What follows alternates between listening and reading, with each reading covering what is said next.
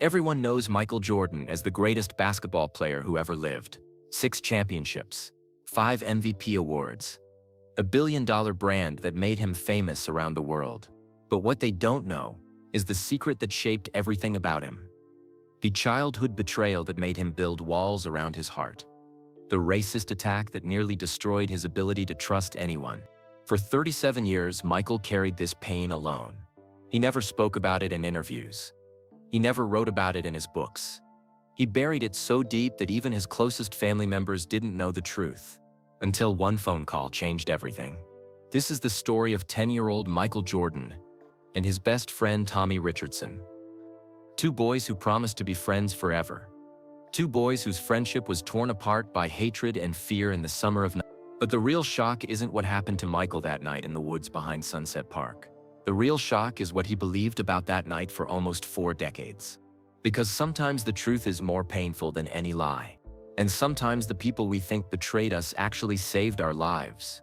The rain hit the windows of Michael Jordan's Chicago office like angry tears. It was a cold October day in 2010. And the most famous basketball player in the world sat alone behind his massive oak desk. His hands shook as he held an old photograph. The picture was faded and wrinkled. It showed 2 young boys with their arms around each other's shoulders. One boy was black with a huge smile. The other was white with freckles and missing front teeth. Both boys looked happy and innocent. Michael's fingers traced the edge of the photo. His throat felt tight. "Some people think they know my story," he whispered to the empty room. "They think it all started with basketball. But they're wrong. It really started with Tommy." The name felt strange coming out of his mouth. He hadn't said it out loud in over 30 years. Tommy Richardson, his first best friend. His first real enemy. A soft knock interrupted his thoughts. Maria, his assistant, poked her head through the door. Her face showed worry. "Mr. Jordan, the reporters are here for your interview about growing up in North Carolina. They want to talk about your early life before basketball." Michael quickly stuffed the photograph into his desk drawer. The reporters couldn't see it. Nobody could see it. This was his secret, and it had to stay that way. "Tell them I need 5 more minutes," he said without looking up. "Are you okay? You look upset." Michael forced a smile onto his face. It was the same fake smile he had used for years when people asked about his childhood. "I'm fine, Maria. Just remembering old times." After Maria left, Michael leaned back in his leather chair. Through the window, he could see Chicago's busy streets. Cars moved slowly through the rain. People hurried along the sidewalks with umbrellas. Everyone out there thought they knew Michael Jordan. They knew about his 6 championship rings. They knew about his famous tongue hanging out when he played. They knew about his shoes and his money and his fame. But they didn't know the real story. They didn't know about the night that changed everything. The night when he learned that people could smile at you while planning to hurt you. The night when his best friend became his worst nightmare. Michael opened the desk drawer again and looked at the photograph. The 2 boys in the picture looked so happy, so trusting. They had no idea what was coming. "We were going to be friends forever," Michael said quietly. "That's what we promised each other." He remembered that promise, like it was yesterday. They had made it sitting in their secret tree fort during the summer of 1973. Tommy had spit in his palm and held out his hand. Michael had done the same thing. They shook hands with their spit-covered palms and swore they would be best friends until they died. "Nothing can break us apart," Tommy had said that day. "Not our parents. Not other kids. Not anything." But Tommy was wrong. Something did break them apart. Something that still made Michael's stomach hurt when he thought about it. The intercom on his desk buzzed. "Mr. Jordan?" "The reporters are getting impatient." Michael took a deep breath. He was good at hiding his feelings. He had been practicing for 37 years. "Send them in," he said. As he put the photograph back in the drawer, Michael's mind traveled back in time, back to Wilmington, North Carolina. Back to Gordon Road, the old oak tree. Back to when he was just 10 years old and believed that friendship meant forever. Back to the summer when everything changed. The office door opened, and 3 reporters walked in with their cameras and notebooks. They all smiled and shook his hand. They called him Sir and thanked him for his time. "We're so excited to hear about your childhood," Mr. Jordan said, a young woman with blonde hair. What was it like growing up in North Carolina? Tell us about your first experiences with sports. Michael smiled his practice smile and began telling them the stories they wanted to hear. Stories about his loving family. Stories about learning to play basketball. Stories about working hard and never giving up. But he didn't tell them about Tommy Richardson. He didn't tell them about the camping trip. He didn't tell them about the night in the woods when he learned that trust was dangerous. And as the interview continued, one voice echoed in his memory. A 10-year-old boy's voice calling out desperately, "Tommy, wait for me." But even now, 37 years later, Tommy never waited. Summer 1973 was the hottest anyone could remember in Wilmington, North Carolina. 10-year-old Michael Jeffrey Jordan lived on Gordon Road in a small brick house with green shutters. His mama, Dolores, kept the windows open all day trying to catch any breeze that might blow through. The neighborhood was mixed up like a puzzle. Black families and white families lived right next to each other, though they didn't always get along. Some days were peaceful. Other days, grown-ups would argue about things Michael didn't understand. But Michael didn't worry about grown-up problems. He had more important things to think about, like meeting his best friend every morning at exactly 8 o'clock. Tommy Richardson lived 3 houses down in a white house with red flowers in the front yard. He had moved from Ohio 2 years ago when his daddy got a job at the shipyard. While other kids in the neighborhood stuck with their own kind, Michael and Tommy became best friends right away. Their meeting spot was an old oak tree that sat right between their houses. The tree was huge and perfect for climbing. Its thick branches made a natural ladder all the way to the top. Michael and Tommy had built a secret fort up there using old boards and rope. Every morning, rain or shine, they met at that tree.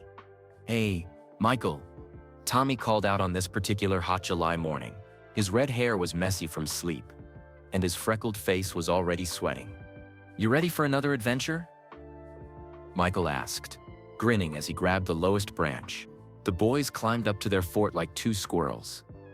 Tommy was a little faster because his arms were longer, but Michael never gave up. Once they reached their special place, they would sit and plan their day. "My mama packed extra sandwiches for lunch," Tommy said, pulling a brown paper bag from his backpack. "Peanut butter and jelly." "Mine too," Michael said, "and she gave me 50 cents for ice cream." Tommy's eyes got wide. 50 whole cents? We could get 2 ice creams and still have money left over. That was how their friendship worked. Everything was shared. Money, food, secrets, dreams. If one boy got something good, they both enjoyed it. If one boy got in trouble, they both felt bad about it. "What should we do today?" Michael asked, looking out over the neighborhood from their high perch. "Let's go fishing at the Cape Fear River," Tommy suggested. "My daddy taught me a new way to tie hooks yesterday. Or we could ride our bikes to downtown and look at the comic books at Murphy's 5 and Dime," Michael said. "We could do both," Tommy said, bouncing with excitement. Fish in the morning, comics in the afternoon. This was why Michael loved Tommy so much. Tommy never said no to adventures. He never said something was too dangerous or too far to walk. He was always ready for whatever Michael wanted to do. Tommy's family was different from other white families in the neighborhood. His daddy, Robert Richardson, actually talked to Michael's parents. He would wave when he saw them working in the yard. Sometimes he even stopped to chat about the weather or the Wilmington Sharks baseball team.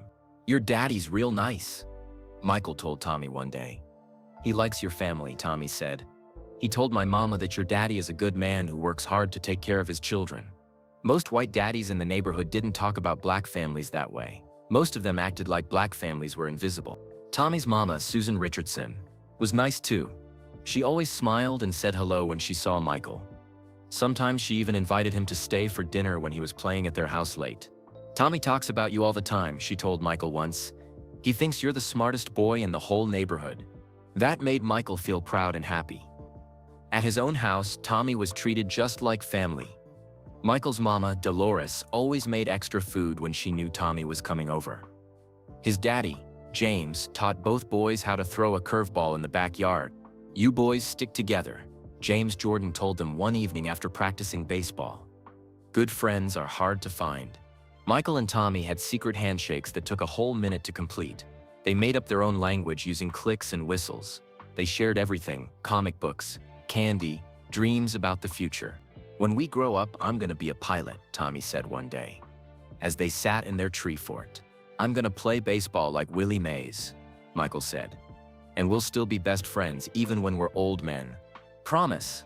Tommy asked, sticking out his pinky finger. "Promise," Michael said, hooking his pinky with Tommy's. They had made that promise dozens of times. It felt as solid as the oak tree they sat in. But not everyone in Wilmington was happy about their friendship. Some white families whispered when they saw the boys together. Some black families worried that Michael was forgetting where he came from. Michael heard the whispers but didn't understand them. How could friendship be wrong? How could playing and laughing and sharing adventures hurt anybody? Tommy heard the whispers too, but he always shrugged them off. "People talk about everything," he said. "Don't mean we gotta listen." One afternoon in late July, as storm clouds gathered in the sky, the boys made their biggest plan yet. "Let's go camping," Tommy suggested. "Like real explorers." "Where?" Michael asked. "In the woods behind Sunset Park. We could tell our mamas we're sleeping at each other's houses, then meet up at midnight." Michael's heart pounded with excitement. A real camping trip. Just the two of them under the stars. "That sounds amazing," Michael said. "We could bring flashlights and tell ghost stories, and roast marshmallows if we can make a fire," Tommy added. As the boys climbed down from their tree fort that day, both were buzzing with excitement about their secret camping adventure. Neither one noticed the storm clouds growing darker overhead. Neither one knew that some storms are too powerful to hide from. The last week of July 1973 felt different to Michael Jordan. He couldn't put his finger on exactly what had changed, but something was wrong with Tommy Richardson. For 2 weeks, ever since they had made their camping plans, Tommy seemed nervous. He kept looking over his shoulder when they played together. His laugh didn't sound as happy as before. Sometimes Michael would catch Tommy staring off into space with a worried look on his freckled face. "You okay?" Michael asked one afternoon as they sat in their tree fort counting their allowance money. "Yeah, I'm fine," Tommy said quickly. But his hands were shaking as he counted his quarters and dimes. They had been saving up to buy camping supplies from Rose's department store on Market Street. The plan was simple but exciting. They would tell their parents they were sleeping at each other's houses on Friday night. Then they would sneak out at midnight and meet at their secret spot in the woods behind Sunset Park. Michael had been there twice before with Tommy during the day. It was perfect for camping, hidden from the main park by thick trees, but close enough to civilization that they wouldn't get lost. There was even a small clearing where they could build a campfire. "We got enough money for marshmallows, hot dogs, and 2 flashlights," Michael said, adding up their coins. "This is going to be the best adventure ever." Tommy nodded, but he didn't look excited anymore. Yeah. The best. That Wednesday, something happened that made Michael worry even more. He was walking past the Sunset Park Community Center when he heard voices through an open window. One of them sounded like Tommy. Michael crept closer to listen. The community center was for white families only. Michael had never been inside, though he walked past it almost every day. There was no sign that said whites only. But everyone knew the rules. "You better not mess this up, Tommy," said a voice Michael didn't recognize. It sounded like an older boy, maybe a teenager. "I won't mess up," Tommy replied. His voice sounded scared. "Jake's counting on you," said another voice. "We all are. That Jordan boy needs to learn his place." Michael's stomach dropped. Jake was Tommy's older brother. He was 16 and hung around with tough kids from the neighborhood. Michael had always stayed away from Jake because something about him seemed mean. "I know," Tommy said quietly. "I'll do what you want." Michael backed away from the window, his heart pounding. What were they talking about? What did Jake want Tommy to do? And why were they talking about Michael? He wanted to ask Tommy about it, but something told him to stay quiet. Maybe he had heard wrong. Maybe it wasn't about him at all. But that night at dinner, Michael couldn't stop thinking about what he had heard. "You seem quiet tonight, baby," his mama said, passing him more green beans. "Everything okay?" "Yes, ma'am," Michael said, just thinking about stuff. His older brother Larry looked at him suspiciously. "That white boy of yours been acting funny lately. I seen him around the neighborhood looking all nervous and jumpy." "Tommy's fine," Michael said, but even as he said it, he wasn't sure it was true. "Maybe y'all should be more careful," Larry said. "Some folks in this neighborhood don't like seeing black kids and white kids playing together." Larry, their daddy warned. Don't go putting ideas in the boy's head. But Michael was already thinking about Larry's words. He had heard the whispers from neighbors. He had seen the dirty looks some people gave when he and Tommy walked together. He just never thought it would affect their friendship. Friday afternoon finally arrived. Michael packed his small backpack with everything they had bought: peanut butter and jelly sandwiches, a bag of marshmallows, 2 candy bars, matches for the fire, and his most treasured possession, his 1968 Willie Mays baseball card. He always carried that card with him on special occasions. Willie Mays was his hero, and the card made him feel brave and lucky. Tommy came over around dinner time to go through the plan one more time. "Remember," Tommy said, sitting on Michael's bed, "we tell our parents we're sleeping at each other's houses. Then we sneak out at midnight and meet at the camping spot." "I got it," Michael said. "Are you sure you're okay? You've been acting weird all week." Tommy's face went red. "I'm not acting weird, I'm just excited about camping." But Tommy didn't look excited. He looked scared and guilty, like he had done something wrong. "Tommy, if you don't want to go camping, we don't have to," Michael said. "We could just have a sleepover like normal." "No," Tommy said quickly. "I want to go camping. It's gonna be great, just like we planned." After Tommy left, Michael's mama came into his room. "You be careful tonight," she said, kissing his forehead. Tommy's mama called to make sure it was okay for him to sleep over here. Michael felt a little guilty about lying to his parents, but the camping trip would be worth it. Besides, they weren't really doing anything dangerous, just sleeping under the stars and telling ghost stories. At 11:45 p.m., Michael crept out of his house carrying his backpack. The night was warm and humid. Crickets chirped loudly in the darkness. A few streetlights cast long shadows across Gordon Road. Tommy's house was dark and quiet. Michael waited by their oak tree, looking up at Tommy's bedroom window for the flashlight signal they had agreed on. At exactly midnight, the flashlight blinked 3 times from Tommy's window. Michael grinned and started walking towards Sunset Park. His heart was pounding with excitement. This was going to be the best adventure he and Tommy had ever shared. He couldn't wait to build their campfire and roast marshmallows. He couldn't wait to lie on his back and look at the stars with his best friend. He couldn't wait to tell Tommy about his dreams of playing professional baseball someday. As Michael walked through the dark streets of Wilmington, he had no idea that he was walking into a trap. He had no idea that Jake Richardson and 5 other older boys were already waiting in the woods. He had no idea that his best friend had betrayed him. All Michael knew was that Tommy had given the signal. Tommy was coming to meet him. Tommy would never let him down. But sometimes the people we trust most are the ones who hurt us worst. Michael reached their secret camping spot first. The woods behind Sunset Park were darker than he expected. Tall pine trees blocked most of the moonlight, making strange shadows dance on the ground. But Michael wasn't scared. He was too excited about his adventure with Tommy. He found their clearing and spread out his sleeping bag on the soft pine needles. The air smelled like trees and summer night. Somewhere in the distance, an owl hooted softly. Michael smiled as he arranged his supplies. This was going to be perfect. 20 minutes passed before Tommy finally showed up. Even in the dim moonlight, Michael could see that his friend looked different. Tommy's face was pale and sweaty. His hands were shaking as he dropped his backpack. "You okay?" Michael asked, jumping up to greet his best friend. Tommy nodded quickly but wouldn't look Michael in the eyes.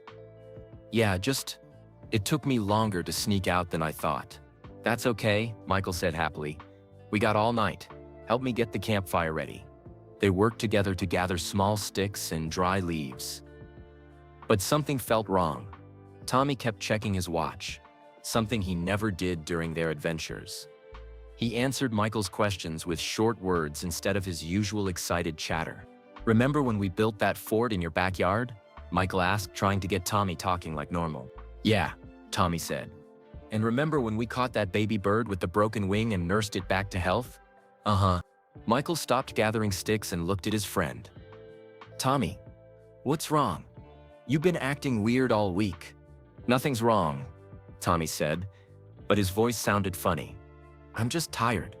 They got their small campfire going and sat down on their sleeping bags. Michael pulled out the sandwiches his mama had made and offered one to Tommy. But Tommy barely ate anything. "Tell me about becoming a pilot again," Michael said. hoping to cheer up his friend. Tommy shrugged. I don't know if I want to be a pilot anymore. This was very strange. Tommy always got excited when he talked about flying airplanes. It was his biggest dream. At 1:30 in the morning, Tommy suddenly stood up. I forgot something at home. I'll be right back. Michael was confused. What did you forget? We have everything we need. Just something important, Tommy said, not looking at Michael. Wait here. Don't move. I'll be back in 10 minutes. Tommy, that don't make sense, Michael said. If you go home now, your parents might catch you sneaking back in. Just wait here, Tommy said more sharply than he had ever spoken to Michael before. Before Michael could ask any more questions, Tommy disappeared into the dark woods, leaving Michael alone by the dying campfire. Michael sat by himself, feeling worried and confused. This wasn't how their camping trip was supposed to go. Tommy was acting like a completely different person. Where was the happy, excited boy who loved adventures? 10 minutes passed, then 20, then 30. Michael started to get scared. What if Tommy got lost in the dark? What if he fell and hurt himself? What if his parents caught him and grounded him forever? At 2:15 in the morning, Michael heard voices coming through the trees. He smiled with relief. Tommy was finally coming back. Maybe he had brought more snacks from his house. But as the voices got closer, Michael realized there were too many of them, and they didn't sound friendly. 6 older white boys stepped out of the shadows into the firelight. Michael recognized some of them from around the neighborhood. The leader was Jake Richardson, Tommy's 16-year-old brother. He was tall and mean-looking with dark hair and cold eyes. Well, Jake said with a nasty smile. Look what we got here. A little lost boy in the wrong place. Michael's heart started beating fast. Where's Tommy? Tommy's where he belongs, said another boy Michael didn't know. This boy was skinny with long brown hair, safe at home with his own kind. Tommy's my friend, Michael said, trying to sound brave even though he was getting scared. Jake laughed, but it wasn't a nice laugh. Tommy don't have no black friends. That was just pretend. A game.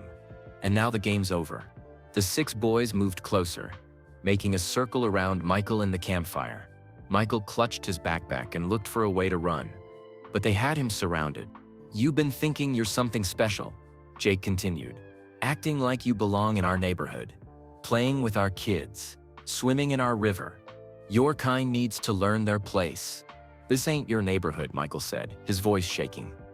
My family lives here too. Not for long, said the skinny boy in a threatening voice. Michael's mind was racing with fear and confusion. Where was Tommy? Why wasn't Tommy here to help him? These were Tommy's friends and family. Tommy could tell them to stop. I want to see Tommy, Michael said, as loudly as he could. Tommy, where are you? Oh, you want to see Tommy? Jake grinned. Tommy's right here. The circle of boys opened up, and Tommy stepped forward from behind a large pine tree. But this wasn't the Tommy that Michael knew. This Tommy looked ashamed and scared, but he also looked relieved. Tommy? Michael's voice cracked with disbelief. For the first time that night, Tommy looked directly at Michael. His eyes were red like he had been crying, but his face was hard. I'm sorry, Michael, Tommy said quietly. I didn't want to do this, but Jake said I had to. Michael felt like someone had punched him in the stomach. Do what? Tommy, what's happening? Tell him, Tommy, Jake ordered his younger brother. Tell him the truth. Tommy took a deep breath. The camping trip was fake. Jake and his friends wanted to get you alone out here. Away from your house. Away from help. Michael stared at his best friend in complete shock. But we planned this together. You wanted to go camping.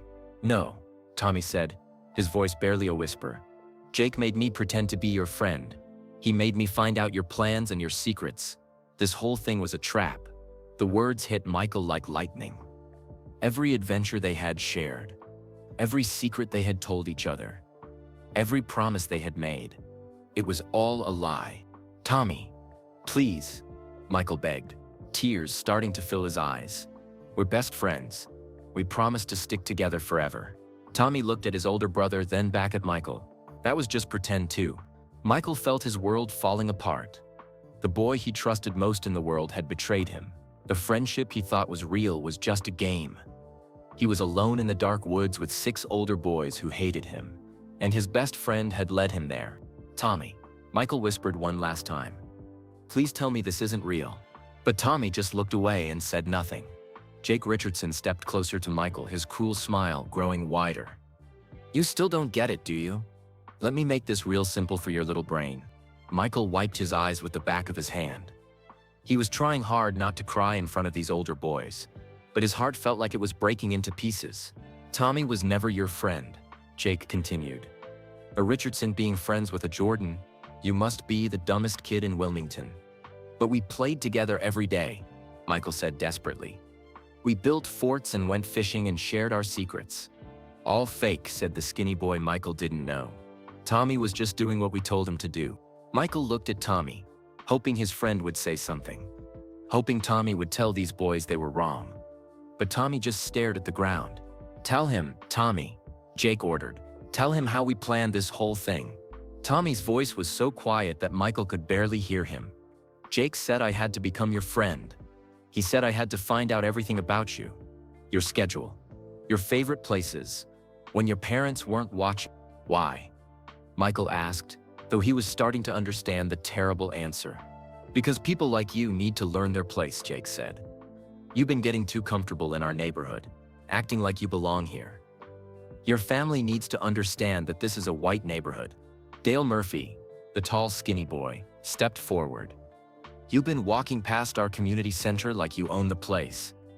Swimming in our part of the river. Playing on our side of the park." "It's not your river," Michael said, his sadness turning into anger. "It's not your park. My family has as much right to be here as yours." "No, you don't," Jake said firmly. "And tonight we're going to teach you that lesson." The boys started pushing Michael, not hard enough to really hurt him, but enough to scare him and show him they were in control. They knocked his backpack out of his hands and kicked his sleeping bag into the dirt. "Look at all this camping gear." Dale laughed as he dumped out Michael's backpack. Little boy thought he was going to have a fun adventure. Michael's sandwiches fell into the dirt. His flashlight hit a rock and broke. His candy bars scattered across the ground. But the worst moment came when Dale picked up Michael's most precious possession. "What's this?" Dale asked, holding up the 1968 Willie Mays baseball card. "Give it back," Michael shouted, lunging toward Dale. But Jake pushed Michael down hard. He fell backward and scraped his elbow on a sharp rock. "This your hero?" Dale asked, waving the card in the air. "You think you're gonna be like Willie Mays someday?" "Please don't hurt it," Michael begged. "That's my favorite thing in the whole world." "Here's the problem," Dale said with fake sadness. "You think you're as good as Willie Mays? You think you're as good as us white boys. But you're not. You're just a colored kid who forgot his place." Michael watched in horror as Dale held the baseball card high above his head. "Maybe this will help you remember," Dale said. Then he ripped the Willie Mays card right down the middle. The sound of the card tearing was like a knife in Michael's heart. That card had been his good luck charm. His daddy had given it to him for his 9th birthday. He carried it everywhere because it made him feel brave and special. Now it was destroyed, just like everything else he cared about. Michael started crying, not just from fear, but from the deep pain of watching his most precious thing get ruined by boys who hated him for no good reason. "Ah, look," Jake said in a fake baby voice. "The little boy is crying." "Tommy, please," Michael sobbed, looking at his former best friend. "We promised to stick together forever. Remember? We spit on our hands and shook on it." For just a moment, Tommy's face showed pain. His mouth opened like he wanted to say something. His eyes met Michael's, and Michael saw tears there. But then Jake put his hand on Tommy's shoulder, and Tommy looked away again. "Friends?" Jake laughed loudly. "Boy, Tommy was never your friend. This whole thing was my idea. Every single day for the past 2 years, Tommy has been reporting back to me, telling me what you said, telling me what you did, telling me your plan." Michael felt sick to his stomach. "That's not true." "Oh, it's true," Jake said. "Every time you thought you were having fun with Tommy, he was really working for us. Learning your habits, finding out your weaknesses, setting you up for this moment." Michael's mind raced back through all their adventures. The fishing trips, the bike rides, the secret handshakes, the promises of forever friendship. Had all of it been fake? Tommy kept a notebook. Dale added cruelly. Writing down everything you told him. Every secret. Every fear. Every dream. Show him the notebook, Tommy, Jake ordered. Tommy reached into his pocket and pulled out a small blue notebook. Michael recognized it immediately. He had seen Tommy writing in it many times. Tommy always said he was writing stories or drawing pictures. Read some of it out loud, Jake demanded. Tommy opened the notebook with shaking hands. Michael's favorite hiding spot is the oak tree between our houses. He always carries his Willie Mays card in his left pocket. He's scared of the dark but tries to act brave. He trusts me completely. Each word felt like a slap in the face. Michael couldn't believe what he was hearing. Keep reading, Jake said. Michael told me his biggest secret today. Tommy continued reading. He said sometimes he feels different from other black kids because he has a white best friend. He said he doesn't understand why some people care about skin color. Michael remembered telling Tommy that secret. It was during one of their private talks in the tree fort. Michael had been worried about what other kids thought of their friendship. Tommy had hugged him and said skin color didn't matter between real friends. But it had all been a lie. One more, Jake said, enjoying Michael's pain. Michael said he wants to be famous someday so that everyone will respect him, Tommy read. He said having a best friend like me makes him feel like he can do anything. The words cut deeper than any physical pain could. Michael had shared his deepest dreams with Tommy. He had trusted Tommy with his heart and soul. And Tommy had written it all down like he was studying a bug under a microscope. Now you understand, Jake said with satisfaction. Tommy never cared about you. You were just a project, a way for him to help his real friends, us. Michael looked at Tommy one last time. His former best friend was crying now. But he still wouldn't defend Michael or take back any of the cruel things the other boys were saying. Tommy, Michael whispered, is it all true? Was our whole friendship just pretend? Tommy looked up with tears streaming down his face. For a moment, Michael hoped Tommy would say no. Hoped Tommy would admit that some of their friendship had been real. Instead, Tommy spoke the word that would haunt Michael Jordan for the rest of his life. Yes. The word yes hit Michael harder than any punch ever could. He stopped crying. He stopped begging. He just stared at Tommy in complete shock. For a moment, the woods were completely quiet except for the crackling of their dying campfire. Even the crickets seemed to stop chirping. Michael felt like the whole world had just stopped moving. Good, Jake said, breaking the terrible silence. Now that we got that straight, it's time to teach this boy a lesson he won't forget. The 6 older boys formed a tighter circle around Michael. But they were smart. They didn't hit him or hurt him in ways that would leave marks. They knew that kind of evidence might get them in trouble with their parents. Instead, they found crueler ways to hurt him. Pick up your stuff, Jake ordered, pointing at Michael's scattered belongings. Michael didn't move. He was still trying to understand what had just happened. His best friend had just told him their entire friendship was a lie. I said, pick it up, Jake shouted. Slowly, Michael began gathering his things. His broken flashlight, his dirty sandwiches, the 2 pieces of his torn Willie Mays card. His hands were shaking as he put everything back in his backpack. While you're doing that, Dale said with a mean smile, say you're sorry. Sorry for what? Michael asked quietly. Sorry for bothering our neighborhood, Jake said. Sorry for thinking you could be friends with white kids. Sorry for not knowing your place. Michael wanted to refuse. He wanted to tell these boys that he had done nothing wrong, that his family belonged in Wilmington just as much as theirs did, that friendship shouldn't depend on skin color. But he was 10 years old and surrounded by 6 teenagers in the middle of dark woods, and his best friend, the person he had trusted most in the world, was standing with them against him. I'm sorry, Michael whispered. Louder, Dale demanded. I'm sorry, Michael said again, louder this time. Sorry for what? Jake asked. Michael felt sick saying the words, but he was too scared and heartbroken to fight anymore. Sorry for bothering your neighborhood. And, Jake pressed. Sorry for not knowing my place, Michael said, the words tasting like poison in his mouth. The boys smiled with satisfaction. They were enjoying making Michael say things he didn't believe. They were enjoying having power over him. Now promise us something, Jake said. Promise you won't play with Tommy anymore. Michael looked at Tommy one more time. Part of him hoped Tommy would speak up now, would say that he still wanted to be friends, even if his older brother didn't like it. But Tommy said nothing. He just stared at his shoes like a coward. "I promise," Michael said. "If we see you talking to Tommy again," Jake threatened, "next time won't be so easy. We'll make sure your whole family knows they ain't welcome in this neighborhood." Dale looked at his watch. "It's almost 3 a.m. We need to get home before our folks wake up and find out we're gone." "What about him?" asked one of the other boys, pointing at Michael. "He's gonna walk home," Jake said, "in the dark, by himself. And he's gonna think real hard about what happened tonight." As the older boys started to leave, Jake turned back to Michael one more time. "And if you tell anybody about tonight, your parents, your teachers, anybody will know. Tommy will tell us. Won't you, Tommy?" Tommy nodded sadly but said nothing. "Remember," Jake added, "Tommy's one of us now. He always was. You were just too stupid to see it." Then they disappeared into the dark woods, leaving Michael completely alone. Michael sat by the dying campfire for a long time. He tried to understand what had just happened. Yesterday, Tommy was his best friend. They had secret handshakes and shared dreams. Today, Tommy had betrayed him to a group of boys who hated Michael just because of his skin color. The worst part wasn't the threats or the name-calling.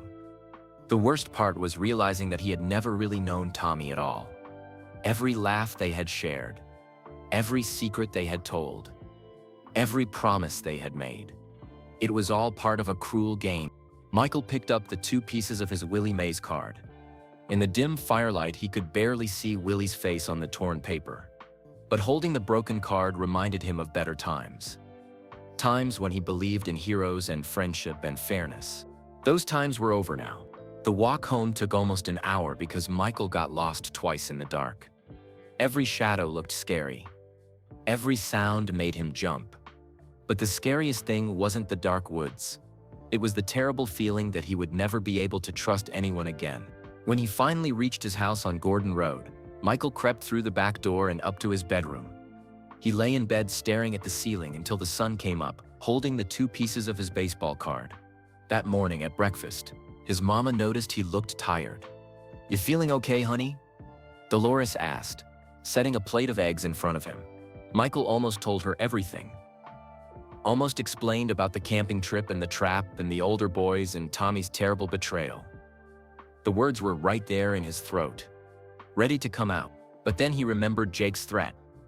If he told his parents, Jake and his friends would make trouble for his whole family. They might have to move away from Wilmington. His parents might never let him out of their sight again. "I'm fine, Mama," Michael lied. But he wasn't fine. Something deep inside him had changed forever. The trusting, innocent 10-year-old boy was gone. In his place was someone harder and more careful. Someone who had learned that people could smile at you while planning to hurt you. "You sure?" his mama asked, studying his face with worried eyes. "You look like you didn't sleep much." "Just had some weird dreams," Michael said. It wasn't really a lie. The whole night felt like a terrible nightmare. He kept hoping he would wake up and find out none of it had really happened. That afternoon, Michael saw Tommy playing in his front yard. When Tommy noticed Michael watching from his bedroom window, Tommy waved like nothing had happened, like they were still friends. Michael didn't wave back. He closed his curtains and stayed in his room for the rest of the day. From that moment on, Michael Jordan made himself 2 promises. First, he would never trust anyone completely again. And second, he would never let anyone make him feel small and powerless like those boys had made him feel in the woods. He was going to become so strong and so successful that nobody would ever be able to hurt him again. 3 weeks passed. After that terrible night in the woods, Michael hadn't spoken to Tommy once, even though they lived just 3 houses apart and saw each other almost every day. The silence between them was loud and heavy. Other kids in the neighborhood started to notice something was wrong. "What happened to you and Tommy?" asked Keisha Williams one afternoon. She was a black girl who lived down the street and had always been friendly with Michael. "Nothing happened," Michael said quickly. "We just ain't friends no more." "But y'all were best friends," Keisha said, confused. "Y'all did everything together." "People change," Michael said, walking away before she could ask more questions. But lying about it made Michael feel even worse. Every time someone asked about Tommy, Michael had to pretend like their friendship had just naturally ended. He couldn't tell anyone the truth about the camping trip or the betrayal, or the notebook full of his secrets. The hardest part was keeping the secret from his family. Michael had always been close to his parents and his older brother Larry. They knew something was wrong, but Michael couldn't tell them. Michael's been different lately, his daddy James Jordan said to his mama one evening. Michael was supposed to be doing homework in his room, but he heard them talking in the kitchen. How so? His mama asked. Quieter. More serious. He don't laugh as much as he used to. Maybe he's just growing up, Dolores said. But Michael could hear the worry in her voice. 10 years old is too young to be that serious all the time, James replied. Michael felt bad about making his parents worry, but he couldn't risk telling them the truth. Jake Richardson had made it clear what would happen if Michael talked. At school, Michael threw himself into his studies. Without Tommy to play with every day, he had more time for homework and reading. His grades got better, but his teacher, Mrs. Patricia Williams, was concerned. Michael used to be more social, she told his parents during a conference. He had lots of friends and was always laughing and joking around. Now he keeps to himself most of the time. Is he having trouble with other students? Dolores asked. Not trouble exactly, Mrs. Williams said. He's just withdrawn. Like he's built a wall around himself. Mrs. Williams was right. Michael had built a wall. Every day, that wall got a little higher and a little stronger. He still talked to other kids and played with them sometimes, but he never let anyone get too close. He never shared secrets or made promises about being friends forever. The worst times were Sundays at church. The Jordan family and the Richardson family both went to St. Stephen AME Church every week. Before the camping trip, Michael and Tommy used to sit together during service. They would share hymnals and pass notes, and try not to giggle during the long sermons. Now Michael sat with his family while Tommy sat with his. Sometimes Michael would catch Tommy staring at him from across the church. Tommy always looked sad and guilty, but Michael had learned not to trust those expressions. One Sunday in late August, something happened that made Michael's heart race with fear. After the service, Tommy's daddy, Robert Richardson, walked over to talk to Michael's daddy. James, Robert said, I gotta ask you something. What happened between our boys? Tommy's been moping around the house for weeks. Says Michael won't play with him anymore. Michael's stomach dropped. This was exactly what Jake had threatened would happen. If adults started asking questions, Jake would blame Michael for causing trouble. James Jordan looked down at his son, who was standing nearby pretending to read a church bulletin. Michael, you want to explain what's going on between you and Tommy? Michael's heart pounded so hard he thought everyone could hear it. His mouth felt dry. His hands started sweating. He looked across the church parking lot and saw Jake Richardson leaning against his family's car, watching the conversation with cold eyes. Jake's message was clear. Say the wrong thing, and you'll pay for it. We just don't want to be friends anymore, Michael said carefully. Robert Richardson looked confused and hurt. But you boys were inseparable. What could have happened to change that? Sometimes friendships just end, James Jordan said, though it was clear he didn't understand it either. Well, if you change your mind, Michael, Tommy would love to play with you again, Robert said kindly. Michael nodded politely but said nothing. He couldn't tell this nice man that his older son had organized a racist attack on Michael. He couldn't explain that Tommy had betrayed him after 2 years of fake friendship. That night, Michael heard his parents talking in their bedroom again. Something happened between those boys, his daddy said. Something Michael won't tell us about. Should we push him to talk? His mama asked. No, James said. If we push too hard, he'll just shut down more. When he's ready, he'll tell us. But Michael knew he would never be ready to talk about it. The shame was too deep. Not just the shame of being tricked and humiliated, but the shame of being so completely wrong about someone he trusted. Late that night, Michael took the 2 pieces of his torn Willie Mays card from his desk drawer. He had been carrying them everywhere, like a reminder of what happened when you trusted the wrong people. He made a decision. Using tape from his school supplies, he carefully put the card back together. The tear was still visible, a permanent scar right down the middle of Willie Mays's face. But the card was whole again. I ain't gonna let 'em break me, Michael whispered to the taped-up card. I ain't gonna let nobody break me ever again. The card became a symbol for Michael. It was damaged but not destroyed. Hurt, but still valuable. Just like him. As the weeks turned into months, Michael got stronger and more determined. He practiced basketball at the playground behind his school until it was too dark to see the hoop. He studied harder than any other kid in his class. He pushed himself to be better at everything, but he also got more guarded. He made new friends at school, but he never let them get too close. He was friendly and polite, but he never shared his deepest thoughts or feelings with anyone.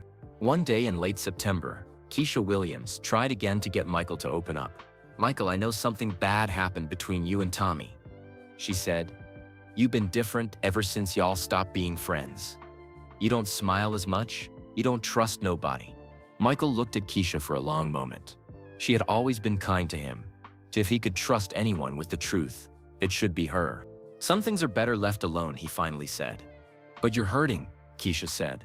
"I can see it. And keeping secrets just makes the hurt worse." "Maybe hurting is better than being stupid," Michael replied. "Maybe trusting people too much is what gets you hurt in the first place." That evening, as Michael walked home from basketball practice, he saw Tommy and Jake walking together down Gordon Road. When Tommy spotted Michael, he raised his hand in a small wave. So small that Jake didn't notice. Michael stared at Tommy for several seconds. Part of him wanted to wave back. Part of him missed the friendship they used to have, even if it had been a lie. But then he remembered the camping trip. He remembered Tommy reading from his notebook. He remembered Tommy saying yes when asked if their friendship was pretend.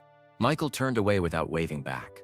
That night, he wrote in the journal his teacher had assigned, "Today I learned that being strong is better than being trusting. Tomorrow I'm going to be even stronger." Fall arrived in Wilmington with cooler air and changing leaves.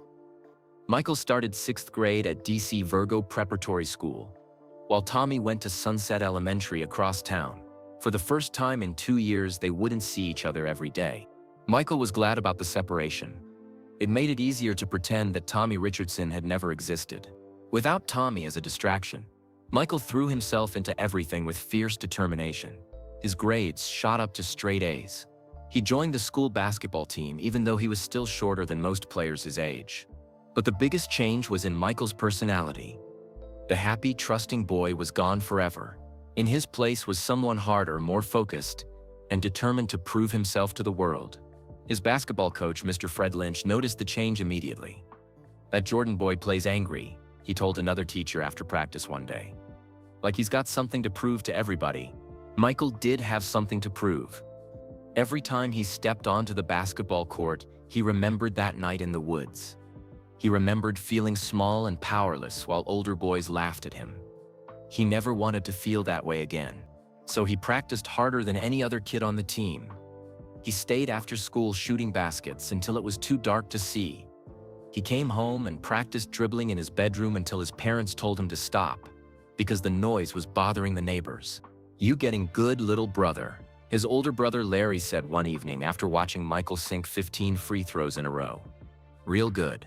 "Good ain't enough," Michael replied, grabbing the ball and setting up for another shot. "I gotta be the best." Larry was surprised by the intensity in his little brother's voice. "Why you pushing yourself so hard?" "It's just a game." "It ain't just a game," Michael said, making another perfect shot. "It's everything."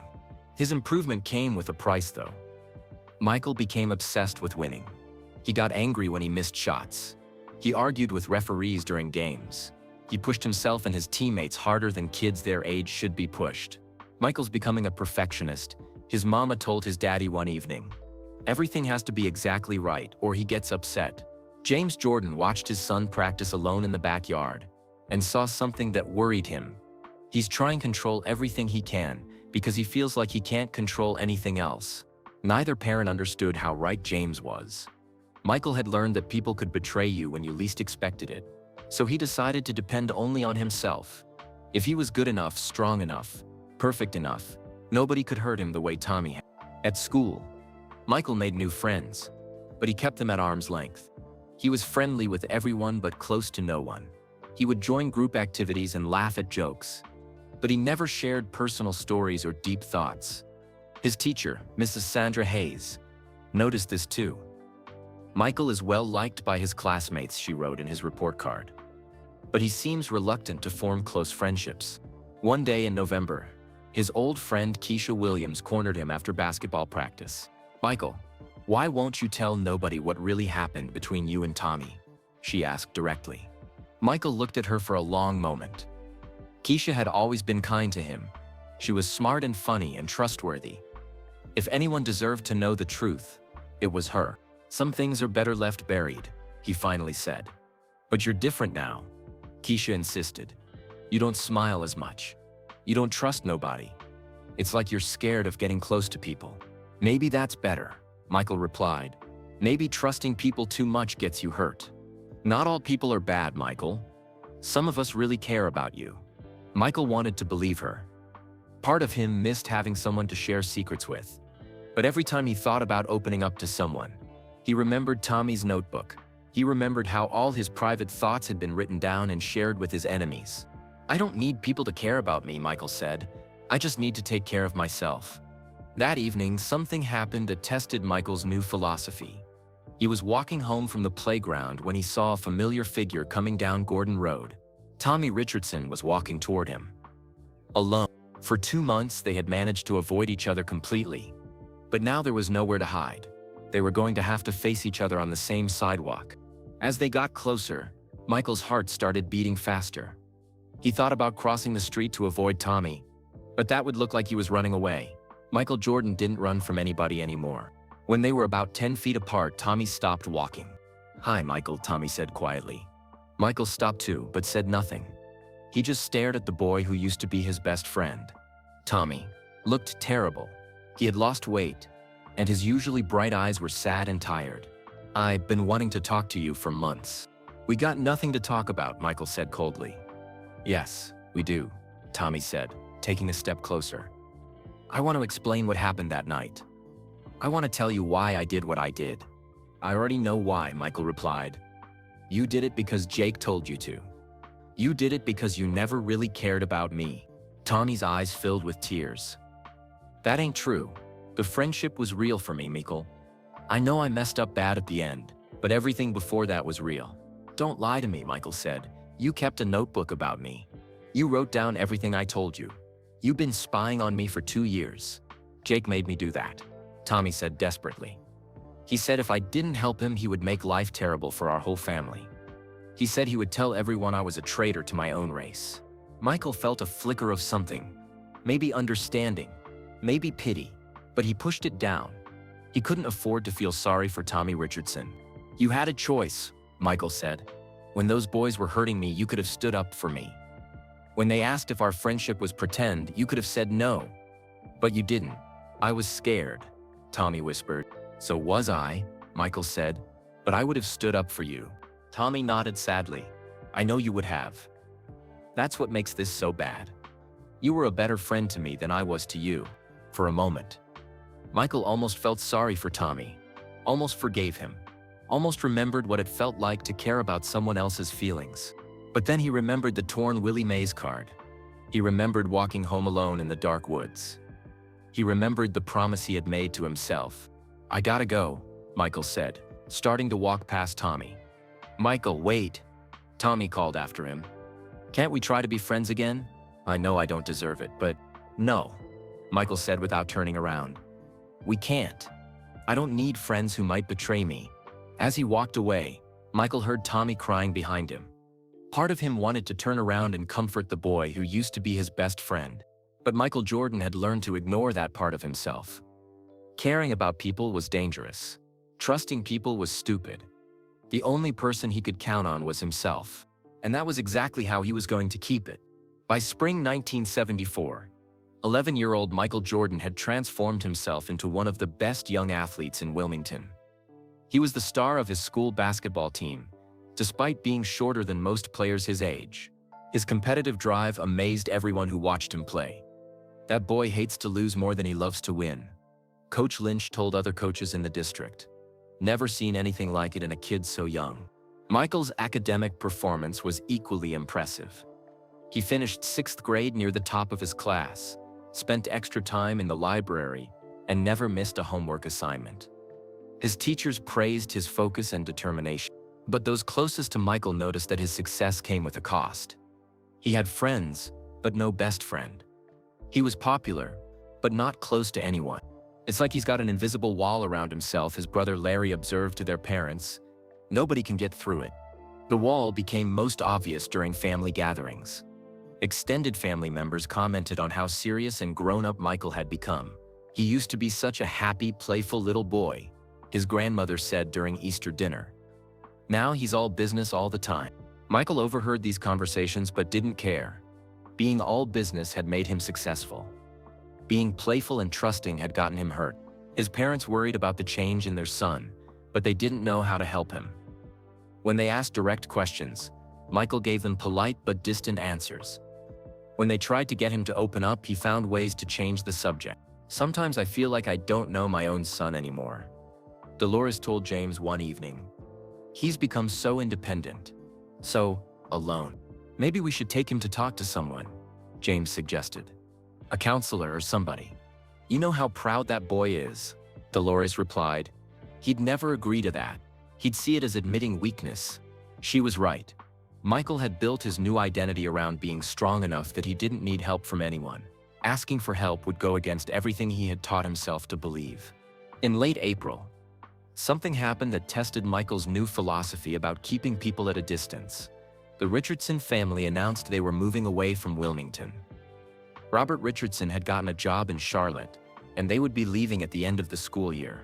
The news spread quickly through the neighborhood.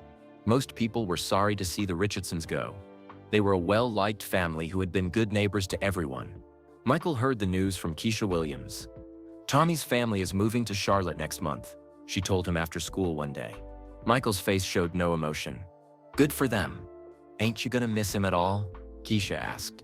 "Y'all used to be so close." "I don't miss people who were never really my friends," Michael said. But that wasn't completely true. Late at night, when he couldn't sleep, Michael sometimes remembered the good times he and Tommy had shared. Building forts in the oak tree, fishing at the Cape Fear River, sharing secrets and dreams about the future. Then he would remember that it had all been fake, and the brief moment of nostalgia would disappear.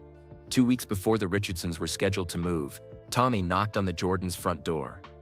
Michael answered, and for a moment the two former friends just looked at each other. Tommy was holding a wrapped present. "I wanted to give you this before we leave," he said quietly. Michael stared at the gift but didn't take it. "What is it?" "It's a new Willie Mays card. A 1974 Topps rookie card." I know it got messed up that night." The memory of his torn baseball card flashed through Michael's mind. He still had the taped-up pieces in his desk drawer, but it had never looked the same. "I don't want it," Michael said. "Michael, please," Tommy said, his voice cracking. "I know you hate me. I know I messed up worse than anybody ever has. But I wanted you to know that the good times we had were real. At least for me, they were real." Michael felt something twist in his chest, but he forced his face to stay hard. "If they were real, you wouldn't have done what you did. Jake made me." "Nobody made you do nothing," Michael interrupted. "You chose to trick me. You chose to watch them hurt me. You chose to say our friendship was pretend." Tommy's eyes filled with tears. "You're right, I was scared of Jake and his friends, so I hurt you instead. I've been feeling terrible about it every single day since." "Good," Michael said coldly. "You should feel terrible." Tommy set the wrapped card down on the porch step. "I hope someday you can forgive me. I hope someday you can trust people again." As Tommy walked away, Michael watched him go. Part of him wanted to call out, to take the gift, to give Tommy a chance to explain everything that had happened that night in the woods. But the stronger part of him, the part that had learned to depend only on himself, picked up the wrapped card and threw it in the trash can by the front door. That evening, his mother found the gift while taking out the garbage. "Michael, honey, why did you throw this away?" she asked, holding up the wrapped package. "I don't want nothing from Tommy Richardson," Michael replied. Dolores sat down next to her son on the living room couch. "Baby, what happened between you and that boy? And don't tell me nothing, because something definitely happened." Michael looked at his mother's caring face. For a moment, he considered telling her everything, about the camping trip, the betrayal, the night that changed him from a trusting child into someone who depended only on himself. But then he thought about what good it would do. Tommy was moving away. The damage was already done. Talking about it would only upset his parents and make them worry about him even more. "He just wasn't the friend I thought he was," Michael said. It was the most honest thing he had said about the situation, and his mother seemed to understand that it was all she was gonna get. "Sometimes people disappoint us," Dolores said gently. "But that doesn't mean we should give up on friendship altogether." "I ain't giving up on nothing," Michael said. "I just learned to be more careful about who I trust. There's a difference between being careful and building walls so high that nobody can reach you," his mother said. Michael didn't respond to that. He had built walls, and he was proud of them. Those walls had protected him from being hurt again. They had helped him focus on becoming successful. They had made him strong. The next week, the Richardson family moved to Charlotte. Michael watched from his bedroom window as they loaded their furniture into a moving truck. Tommy looked up at Michael's window several times, but Michael never came outside to say goodbye. That night, Michael wrote in his journal, "Tommy Richardson is gone. I will never have to him again. This is the best thing that could have happened." But as he wrote those words, Michael didn't notice that his hand was shaking slightly, the same shake that would appear decades later when he held photographs of his childhood. The 11-year-old boy who had once trusted completely was gone forever. In his place was someone who would achieve incredible success, but who would always struggle to let people get close to his heart. And Michael Jordan convinced himself that was exactly the way he wanted it. Years passed like pages turning in a book. Michael Jordan became a basketball legend at Emsley A. Laney High School in Wilmington. His athletic achievements were remarkable, but the emotional walls he had built as an 11-year-old boy remained as high as ever. His high school girlfriend, a pretty girl named Angela Davis, was the first person to really notice how guarded he had become. "Sometimes I feel like I don't really know you," she told him during their senior year. "Like you're always holding something back." Michael's response was typical of the young man he had become. "You know me fine. What more do you need to know?" But Angela was right. Even in his closest relationships, Michael kept part of himself locked away. He had learned to be charming, funny, and engaging, but never completely open or vulnerable. His high school basketball coach, Fred Lynch, who had also coached him in elementary school, saw the same pattern. "Michael's the most determined player I've ever coached," he told a reporter from the Wilmington Star-News. "But he don't let nobody get too close. He's friendly with everyone, close to no one." Coach Lynch remembered the happy, trusting 10-year-old boy who used to play basketball with such joy. That boy was gone, replaced by someone who played with anger and determination, as if every game was a battle he had to win to prove his worth. The pattern continued when Michael went to the University of North Carolina.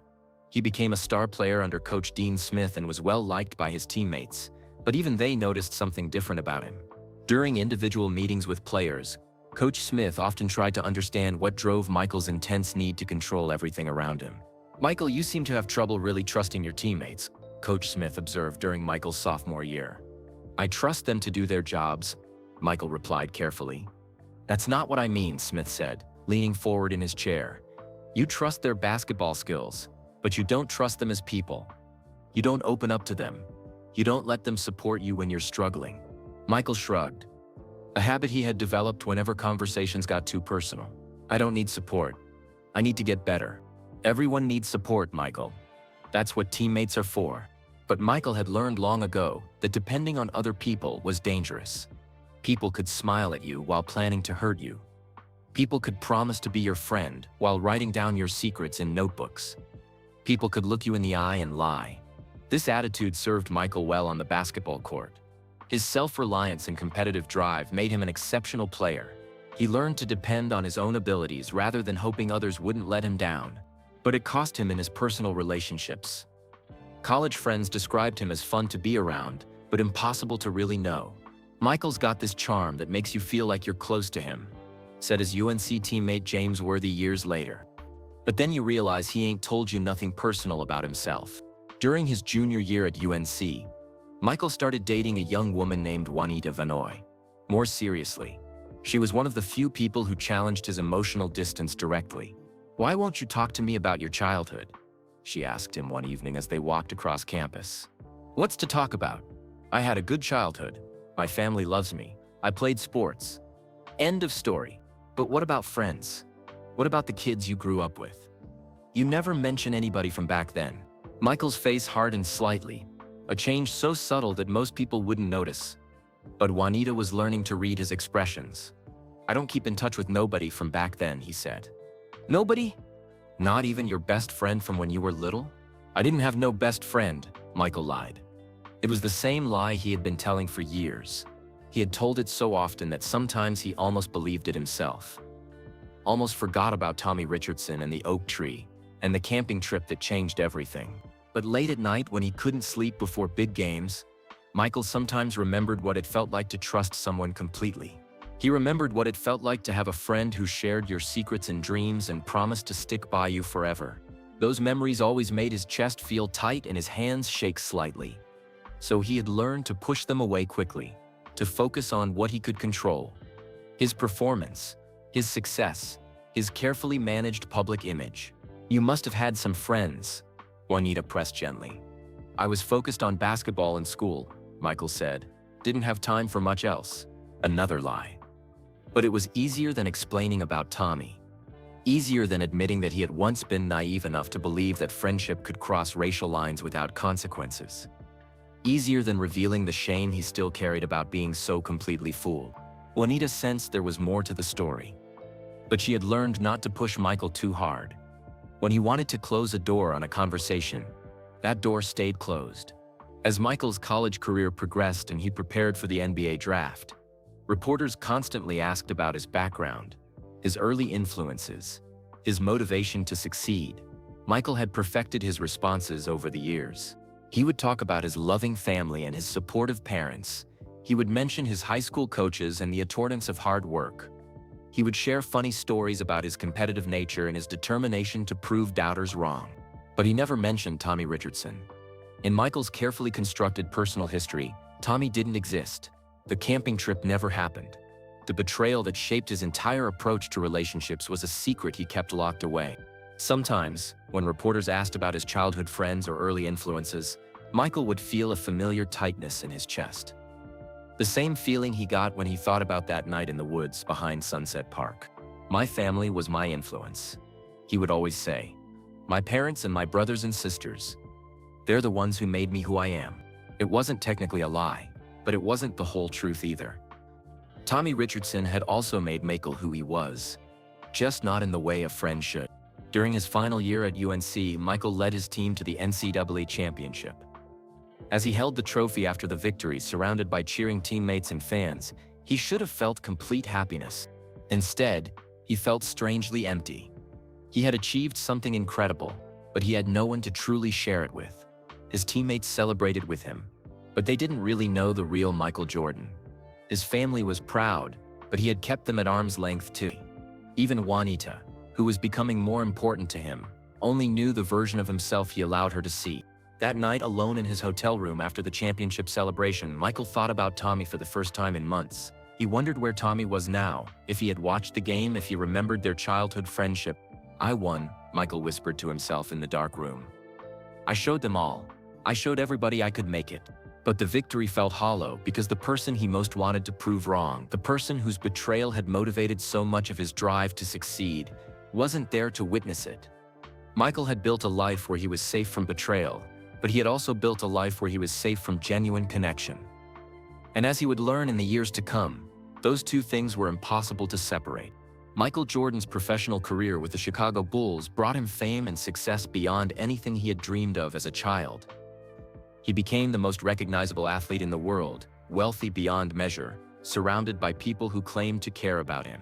But the higher he rose, the more isolated he felt. The wall he had built to protect himself had become a prison. His marriage to Juanita in 1989 was happy in many ways. But she continued to notice the emotional distance that had worried her since college. Even during their wedding day, she observed how Michael kept certain parts of himself locked away from everyone, including her. Sometimes I feel like I'm married to a ghost, she confided to her sister during their first year of marriage. Like the real Michael is hiding somewhere I can't reach. As Michael's fame grew with the Chicago Bulls, reporters constantly asked about his childhood, his early influences, his first experiences with basketball. Michael had perfected his responses over the years. Charming stories about his family, his high school coach, his determination to succeed after being cut from his varsity team. But he never mentioned Tommy Richardson. In Michael's official story, Tommy simply didn't exist. The camping trip never happened. The betrayal that shaped his entire approach to relationships remained a secret he had kept for over 20 years. In 1991, after winning his first NBA championship, Michael experienced what should have been the happiest moment of his career. But as he held the championship trophy in the Bulls locker room surrounded by teammates and media, he felt strangely empty. "This is what I worked for my whole life," he told himself as cameras flashed around him. "This should be enough." But it wasn't enough, because he had no one to truly share it with. His teammates celebrated with him, but they didn't really know him. His family was proud, but he had kept them at emotional distance too. Even Juanita, the person closest to him, only knew the version of Michael he allowed her to see. That night, alone in his Chicago hotel room, Michael did something he hadn't done in years. He thought about Tommy Richardson. He wondered where Tommy was now, if he was watching the championship celebration on television, if he remembered their childhood friendship. "I won," Michael whispered to himself in the darkness. "I showed them all. I showed everybody they were wrong about me." But the victory felt hollow because the person he most wanted to prove wrong, the person whose betrayal had motivated so much of his success, wasn't there to witness it. The pattern continued through Michael's career. Each championship, each award, each record brought him recognition and admiration, but also deeper loneliness. He became known for his fierce competitiveness, his demanding leadership style, his refusal to accept anything less than perfection from himself and his teammates. Sports writers and psychologists would later describe this as using external achievement to fill an internal void. Michael had become the greatest basketball player who ever lived, partly because he was trying to heal a wound that success couldn't touch. His teammates learned to respect his talent, but found him difficult to connect with personally. "Michael was friendly, but he wasn't your friend," former Bulls player Horace Grant said years later. "He kept everybody at the same distance." In 1993, after winning his third consecutive championship, tragedy struck Michael's life. His father, James Jordan Sr., was murdered during a robbery while traveling through North Carolina. The loss devastated Michael and forced him to confront emotions he had spent decades suppressing. At the funeral, surrounded by family and friends offering their support, Michael realized how alone he had made himself. He had spent so much energy protecting himself from betrayal that he had never learned how to accept genuine love and comfort from people who cared about him. "I should be able to grieve with somebody," he thought, standing by his father's casket. "I should have somebody who really knows me." But he didn't. He had built his life around being strong enough that he didn't need anybody. And now, when he needed someone most, there was no one there who truly understood him. The pain of his father's death combined with the unresolved pain from his childhood, creating an emotional crisis that led to Michael's temporary retirement from basketball. He left the Bulls to play minor league baseball, trying to fulfill a dream his father had once had for him. During his time away from basketball, playing for the Birmingham Barons, Michael began to understand the cost of the walls he had built. He had achieved everything he had dreamed of as a child, but he had done it alone. One day in 1994, while going through his father's belongings, Michael found something that stopped him cold.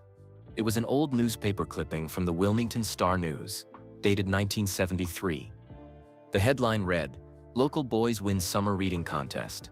The article included a small photograph of two young boys holding certificates. One was 10-year-old Michael Jordan. The other was 10-year-old Tommy Richardson. Michael stared at the photograph for a long time. Both boys were smiling widely, their arms around each other's shoulders. They looked so happy, so innocent, so completely trusting. His father had kept this newspaper clipping for over 20 years. James Jordan had saved a memory of his son's friendship that Michael himself had tried to erase. That night, Michael called information and tried to find a phone number for Tommy Richardson. In Charlotte, there were several Richardsons listed, but none of them was the right Tommy. He wondered what Tommy looked like now. Whether he had gotten married, had children, found success in his own life. He wondered if Tommy ever thought about their childhood friendship, or if he had forgotten about Michael completely. Most of all, he wondered what his life might have been like if he had handled that night in the woods differently. What if he had told his parents the truth? What if he had tried to understand why Tommy did what he did? What if he had found a way to forgive? But these thoughts felt dangerous to Michael. He had built his entire identity around being someone who didn't need anybody else, someone who couldn't be hurt because he didn't allow people close enough to hurt him. It's too late to change now, he told himself. I am who I am. But late at night, when he couldn't sleep, Michael would sometimes take out that old newspaper clipping and stare at the two smiling boys. He would remember what it felt like to trust someone completely, what it felt like to have a friend who shared your secrets and dreams. And sometimes, just for a moment, he would allow himself to miss that feeling. In 1995, Michael returned to basketball with the Bulls. He won 3 more championships and cemented his legacy as the greatest player of all time. But the emotional walls remained as high as ever. Success had given him everything he thought he wanted: fame, money, respect, admiration. But it couldn't give him the one thing he had lost that night in the woods behind Sunset Park: the ability to trust someone with his whole heart. As Michael's playing career wound down, he began to understand that some victories came at a cost that was too high to pay. He had won at basketball, but he had lost at something even more important. He had lost the ability to truly connect with another human being. And that loss would haunt him for the rest of his life. October 2010. Michael Jordan sat in his Chicago office, rain hitting the windows like tears from heaven. The interview with the reporters had ended hours ago, but he couldn't stop thinking about the questions they had asked about his childhood. Tell us about your early friendships, Mr. Jordan. Who were the people who shaped you before basketball? He had given them the same polished answers he always gave. Stories about his family, his coaches, his determination to succeed. But afterward, alone in his office, the memories he had spent decades suppressing came flooding back. The photograph of him and Tommy Richardson lay on his desk. Michael's hands shook as he picked it up again. 2 10-year-old boys with their arms around each other, smiling like they had the whole world figured out. His assistant Maria had left for the day. The building was quiet except for the sound of rain and his own breathing. For the first time in years, Michael allowed himself to truly remember. He remembered climbing the oak tree between their houses every morning. He remembered sharing sandwiches and comic books and dreams about the future. He remembered promising to be friends forever. And he remembered the night in the woods when it all fell apart.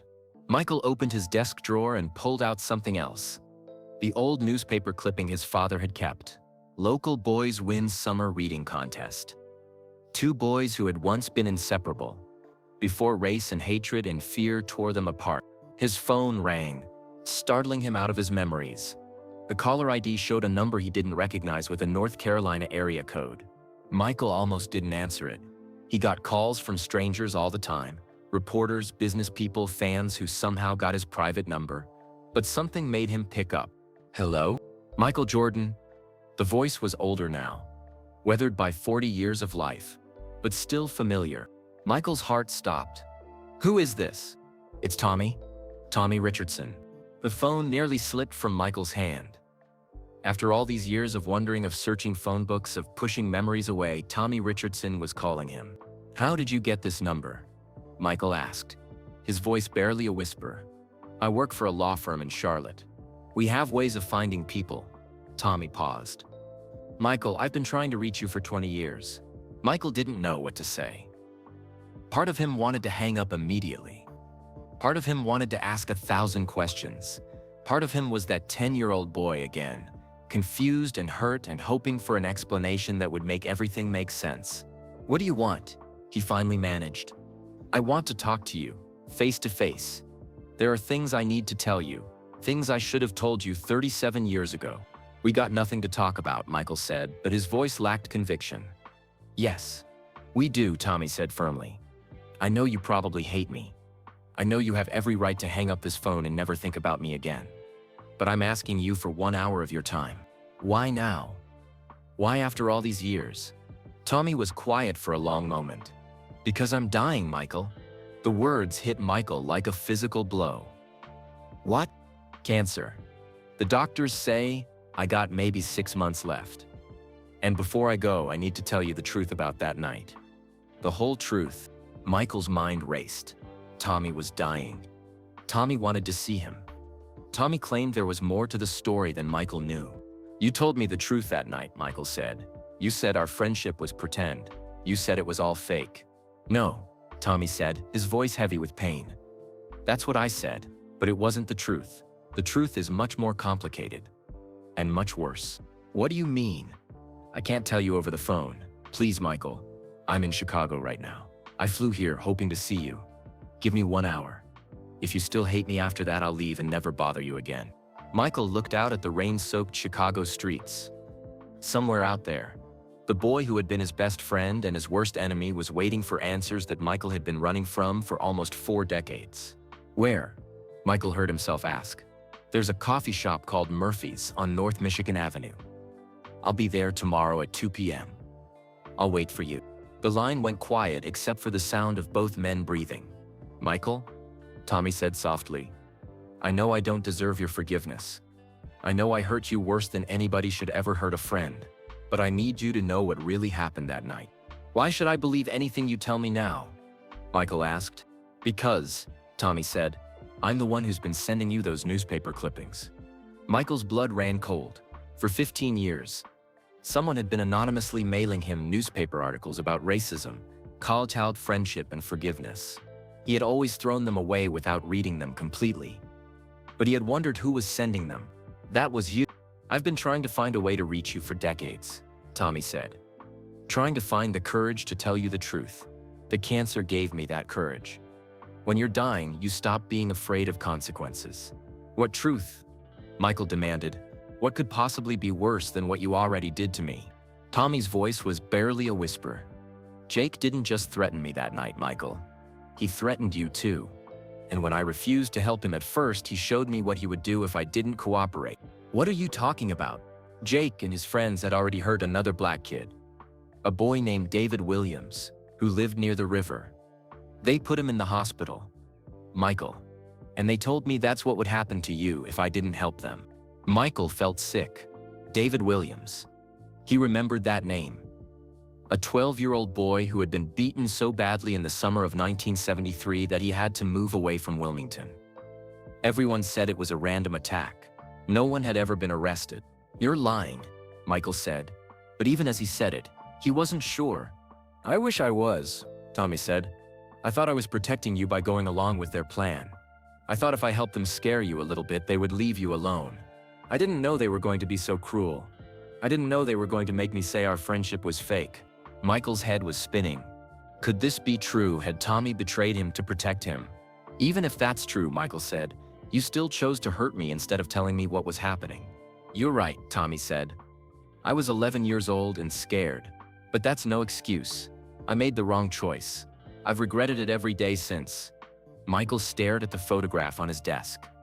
2 boys who had trusted each other completely before the world taught them that trust was dangerous. I'll think about it, Michael said finally. That's all I can ask, Tommy replied. Murphy's Coffee Shop. Tomorrow at 2 p.m. I'll be there whether you come or not. After Tommy hung up, Michael sat in his office for hours watching the rain fall and thinking about choices. The choice Tommy had made 37 years ago. The choice Michael had made to never trust anyone completely again. The choice he had to make now. At midnight, he was still sitting there holding the photograph and wondering if some wounds could ever truly heal. Murphy's Coffee Shop on North Michigan Avenue was busy for a Tuesday afternoon. Business people talked on phones, college students typed on laptops, and tourists studied maps of Chicago. Michael Jordan sat in a corner booth wearing sunglasses and a baseball cap, hoping no one would recognize him. At exactly 2 p.m., a man walked through the front door. Michael recognized him immediately, even though 37 years had changed them both. Tommy Richardson was thinner now, his red hair mostly gray, his freckled face lined with age and worry. But his eyes were the same. Tommy spotted Michael and walked slowly to the booth. For a moment, they just looked at each other. 2 men in their late 40s, carrying the weight of a childhood betrayal that had shaped both their lives. Thank you for coming, Tommy said, sliding into the seat across from Michael. Michael didn't respond. He was studying Tommy's face, looking for signs of the illness he had mentioned. Tommy did look sick, pale and thin, with dark circles under his eyes. You look good, Tommy said. Success agrees with you. Cut the small talk, Michael said coldly. You said you had something to tell me, so tell me. Tommy nodded and pulled out a manila envelope. Before I start, I want you to see something. He opened the envelope and removed several old photographs and documents. The first photo showed 6 teenage boys standing together. Michael recognized Jake Richardson and his friends from that night in the woods. That was taken 3 days before our camping trip, Tommy said. Jake and his gang called themselves the White Knights. They were like a hate group for teenagers. Michael studied the photo. The boys were making aggressive poses, trying to look tough and intimidating. They had been planning to hurt you for months, Tommy continued. Not just scare you, really hurt you. Maybe even kill you. Why? Michael asked, though he was beginning to understand. Because you were successful. Because you were confident. Because you acted like you belonged in our neighborhood. Tommy's voice was shaky. And because you were friends with me. Tommy pulled out another document. A handwritten letter on lined notebook paper. Jake wrote this letter to our parents 3 weeks before the camping trip, Tommy said. He told them he was worried about me being friends with the black boy. He said it was making me confused about my racial identity. Michael read the letter, his anger growing with each word. Jake had written detailed complaints about Michael's friendship with Tommy, calling it unnatural and dangerous to Tommy's development. Our parents told Jake to mind his own business, Tommy said. They said my friendship with you was healthy and normal. That made Jake even madder. So he decided to do something about it, Michael said. Not just Jake. The whole group. They had been targeting black kids in Wilmington all summer. David Williams was just the beginning. Tommy pulled out a newspaper clipping from July 1973. The headline read, "Local boy hospitalized after attack." The article described how 12-year-old David Williams had been beaten by unknown assailants near the Cape Fear River. Jake and his friends did that, Tommy said. They bragged about it. Said they were teaching black kids to stay in their place. Michael felt sick reading about David's injuries. Broken ribs, a concussion, internal bleeding.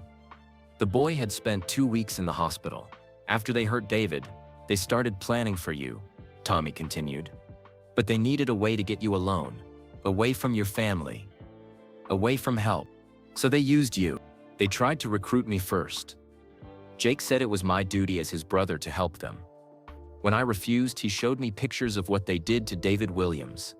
Tommy's hands were shaking as he pulled out the final item from the envelope, a Polaroid photograph that made Michael gasp. The photo showed David Williams in his hospital bed, his face swollen and bandaged, tubes running from his arms. Jake took this picture when he visited David in the hospital, Tommy said. He pretended to be a concerned neighbor, but really he was threatening me. Michael stared at the horrible photograph. David Williams looked like he was barely alive. Jake told me this would happen to you if I didn't help them, Tommy said, tears in his eyes. He said they were going to hurt you no matter what, but if I cooperated, they would just scare you instead of putting you in the hospital. Why didn't you tell someone? Michael asked, why didn't you tell your parents or the police? I was 11 years old, Tommy said. Jake convinced me that no one would believe a black kid over 6 white teenagers. He said if I told anyone, they would just hurt you worse. Michael was beginning to understand the impossible position Tommy had been in, but it still didn't excuse what happened next. Even if that's true, Michael said, you still went along with their plan. You still tricked me into going to those woods. I thought I could control it, Tommy said desperately. I thought if I played along, I could make sure they didn't really hurt you. I thought I could protect you. By betraying me? By sacrificing our friendship to save your life, Tommy said. I thought losing a friend was better than you ending up like David Williams. Tommy pulled out one more item, his old blue notebook.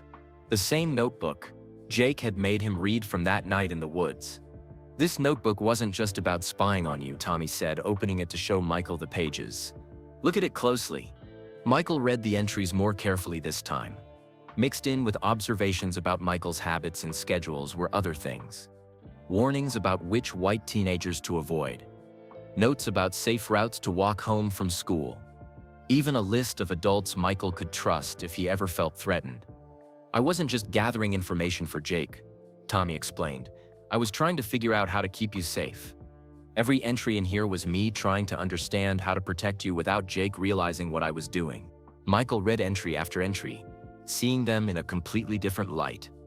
What he had thought was betrayal was actually a desperate attempt by an 11-year-old boy to save his best friend's life. But when they made you read from it that night, Michael said, you made it sound like you were spying on me. Because Jake was standing right there. Tommy said, If I had told the truth about what the notebook really was, he would have known I was trying to protect you. And then they would have killed you. So you let me think you betrayed me instead. I thought it was better for you to hate me and be alive than to love me and be dead, Tommy said, crying openly now. I thought if you believed our friendship was fake, you would stay away from white kids and be safer. Michael felt his whole understanding of that night shifting. Everything he had believed for 37 years was wrong. Tommy hadn't betrayed him. Tommy had saved his life. Why didn't you ever tell me the truth? Michael asked. I tried, Tommy said. I tried to explain that day on Gordon Road when we moved away. I tried calling you in high school. I tried writing letters when you were at UNC. You never wanted to hear from me, because I thought you had betrayed me. And I let you think that, Tommy said, because I thought it was better for you to be safe and successful than to be my friend. Michael stared at the evidence spread across the table. The photographs, the documents, the notebook that told a completely different story than the one he had believed his whole life. Jake and his friends. Michael said slowly, what happened to them? Jake died in a car accident in 1995. Drunk driving. The others, some went to prison for other crimes. Some just stayed in Wilmington and never amounted to much. Tommy wiped his eyes, but they succeeded in what they wanted to do. They destroyed our friendship. Michael felt 37 years of anger and pain shifting inside him. The betrayal that had shaped his entire life hadn't been a betrayal at all. It had been the most loyal thing a friend could do. Tommy, Michael said quietly, I'm so sorry. You're sorry? Tommy looked confused. Michael, I'm the one who should be sorry. I ruined your life. No, Michael said, finally understanding. You saved my life. And I've spent 37 years hating you for it. The coffee shop seemed to disappear around them. The sounds of other customers faded away. For Michael Jordan and Tommy Richardson, the world had shrunk to just this table, these documents, and 37 years of misunderstood pain. Tommy wiped his eyes with a napkin. You don't need to apologize to me, Michael. What I did was still wrong, even if my reasons were good. No, Michael said firmly. What you did was brave. You were 11 years old, and you made the hardest choice any friend could make. Michael picked up the photograph of David Williams in the hospital bed. The image that had haunted Tommy for decades. The reason Tommy had sacrificed everything to protect Michael. This boy, Michael said softly. David Williams. What happened to him? His family moved to Philadelphia after he got out of the hospital, Tommy said. I tried to find him a few years ago to apologize for not stopping what happened to him. But I couldn't locate him. You were just a kid, Tommy. You couldn't have stopped Jake and his friends. Maybe not. But I could have warned David. I could have told someone about the White Knights before they hurt him. Michael understood that guilt. He had carried his own guilt for 37 years. Guilt about not being strong enough to stop the boys in the woods. Guilt about not telling his parents what happened. Guilt about building walls that kept everyone at a distance. We were children, Michael said. We did the best we could with impossible situations. Tommy nodded. But Michael could see the weight of decades-old regret in his eyes. Can I ask you something? Tommy said. Did my choice work? Did staying away from white kids keep you safer? Michael thought about his life after that night. How he had thrown himself into basketball and academics. How he had built walls around his heart. How he had achieved incredible success, but struggled with trust and intimacy. In some ways, yes, Michael said honestly. I never got physically hurt again. But in other ways, what happened that night hurt me for decades. How? Michael took a deep breath. For the first time in his adult life, he was about to be completely honest with someone about his deepest pain. I stopped trusting people, he said. I thought you had betrayed me, so I decided never to let anyone get that close again. I built walls around myself that kept me safe, but they also kept me alone. Tommy's face crumpled with pain. Oh, Michael, I'm so sorry. You don't understand, Michael said. Those walls also made me successful. The drive to prove myself, the refusal to depend on anyone else, the determination to be perfect. All of that came from what I thought you did to me. So my betrayal helped make you great? Your sacrifice helped make me great, Michael corrected. But it also made me lonely. They sat in silence for a moment, processing the complexity of what had happened to them both. I have something for you, Tommy said, reaching into his jacket pocket. He pulled out a small wrapped box. I've been carrying this around for 20 years, hoping someday I'd get the chance to give it to you. Michael opened the box carefully. Inside was a baseball card, a pristine 1968 Willie Mays card, identical to the one that had been torn that night in the woods. I know it can't replace the one they destroyed, Tommy said. But I wanted you to have it. Michael held the card gently, remembering how devastated he had been when Dale Murphy tore his original card in half. I still have the pieces of my old one, he said, taped back together. You kept it? It became a symbol for me, broken but not destroyed, damaged but still valuable. Tommy smiled through his tears. That sounds like both of us. Michael looked at his childhood friend, really looked at him for the first time since they were children.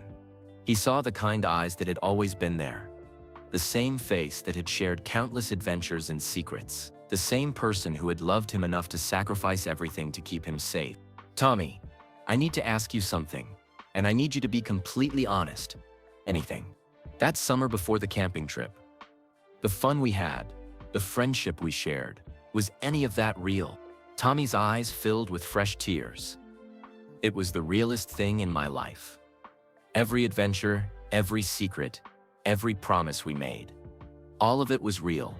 That's what made Jake's plan so horrible. He knew our friendship was genuine, and he used it as a weapon. And the promises we made, to be friends forever? I meant every word, Tommy said. Even when I was letting you think I had betrayed you, I was still keeping that promise. I was still protecting you. Michael felt something break open inside his chest. A wall that had been standing for 37 years finally crumbled.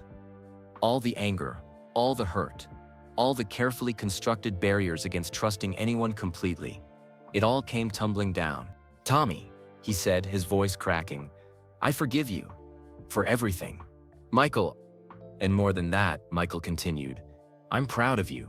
You made an impossible choice, and you chose to save my life over saving our friendship. That's the bravest thing I've ever heard of. Tommy broke down completely then, sobbing in a way that suggested he had been holding these tears inside for decades. I missed you so much, Tommy said through his tears.